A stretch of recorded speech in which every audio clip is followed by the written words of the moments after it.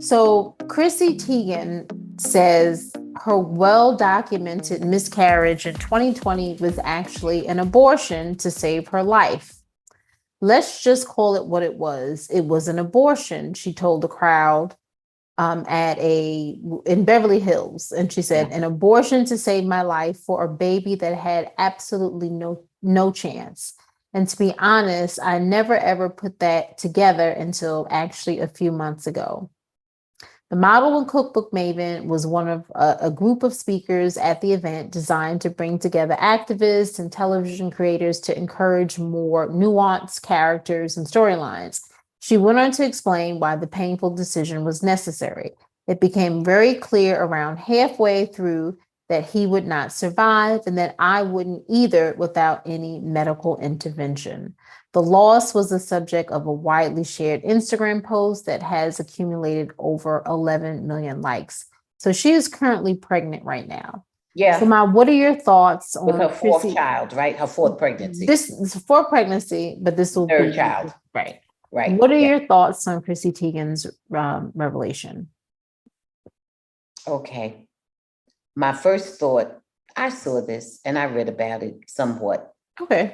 sort of superficially. I didn't really delve that deeply into it because my first thought, and it may be my last thought, is that Chrissy Teigen, Mm-hmm. that John has a problem on his hands and he's a very loving man because she's too much.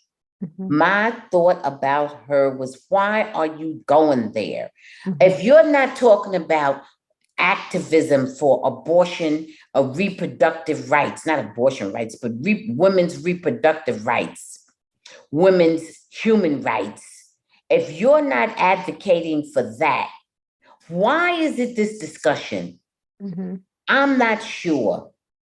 I heard what you said, but to me, she's always looking for the microphone.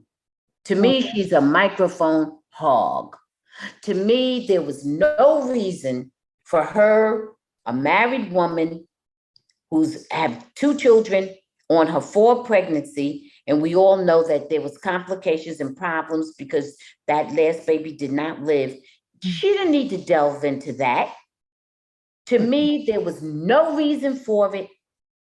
And it's almost a matter of semantics because babies are born dead, baby, you breech birth, there's this, there's that, there's all type of complications that go on.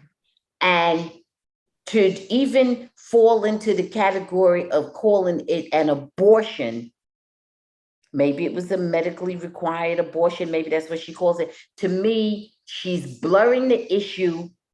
And that's not the issue. And that's not what she should be on there talking about. And she needs to let that move pass. She needs to let that go. That's her and John and their family. And she already came out to the public and explained that she lost the baby or the baby died or the baby was ill or whatever story she told initially.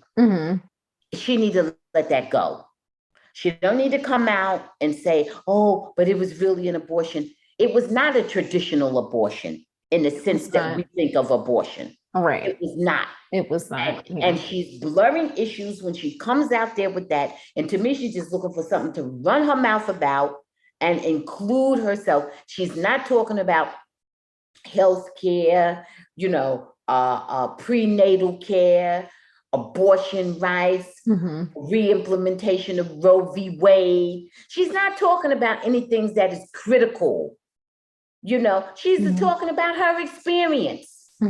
And she already talked about it. So for me, I was a little offended by her comments because I think obviously, right, as a woman, with abortion rights, this is not to me right. Yeah. She said what she said 2 years ago. And she was very sad. She was very depressed, and we felt sad for her and John, right? Yeah, and for her to come out and say that it was an abortion, it wasn't an abortion, like you said. Fine print, it's still not a traditional It's type not of abortion, right. The only thing that I will say is that there are some states, there are very few states who, because of what happened with the overturning of Roe versus Wade, that they won't allow for a non-traditional abortion. There are a couple of states, the majority of them. Now, not when she experienced that. Right. And the other thing is that, did she even make that connection and bring it on to reproductive rights? Right. And she didn't even go there. She didn't even go there with it, where you could have possibly justified her conversation. Right. You could have possibly justified that when she brings it to something that will impact potentially hundreds of thousands of women. Right. She didn't even take it there. I agree. I was really disappointed in Chrissy. It just was like pass the mic. I got something I want to say. To me, pass the mic. That's all it seemed like to me. Yeah. So I hope that. And I said to myself, John is a sweet guy. He seems to be, but he got a damn problem on his hands with that woman. Well, he loves her, and I think she loves him, and whatever. He got a problem on her hands. I just hope positive vibes for Chrissy and him, and with the new baby. That's what I'm hoping for, because Chrissy's too much. Chrissy's she's just too much. Are you an activist, or you are an attention seeker? And so that's my issue with her. Thanks for watching. Please subscribe and check out full episodes of the Bamgboshe Happy Hour podcast, streaming on most platforms.